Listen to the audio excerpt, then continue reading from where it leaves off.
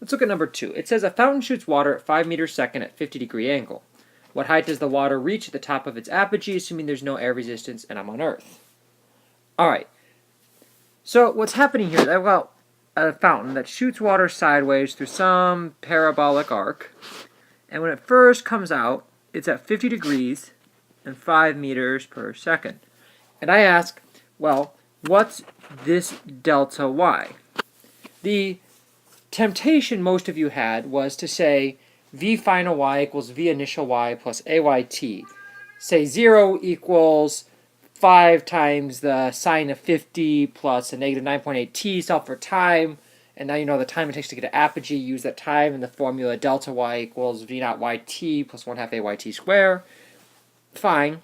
That works just fine. There's nothing wrong with that, and I'd be happy if you use that method on the test.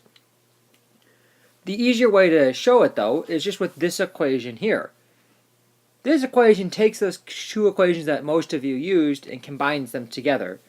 And it says v final in the y direction squared equals v initial in the y direction squared plus 2 times the y acceleration times delta y. So, in other words, I have a 0 squared equals a 5 times the sine of 50 squared. Now, it's 5 times the sine of 50 squared and not just 5 squared.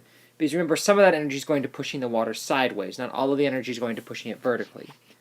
Then my n, 2 a sub y is negative 9.8, and delta y is my variable.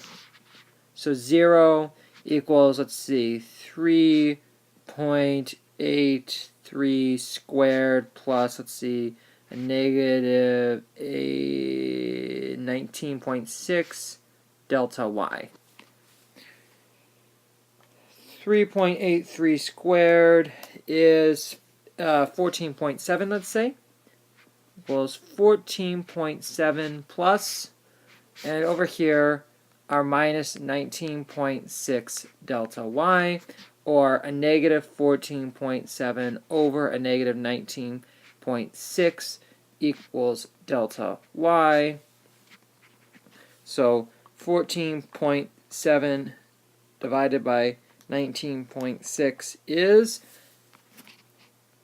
0.75 meters. Not the most impressive of fountains, but it works. Is that logical? Well, the fountain only shoots 2 feet high, but it's only starting off at 5 meters a second, 10 miles an hour, and gravity's pretty dang strong. So that's where we finish off.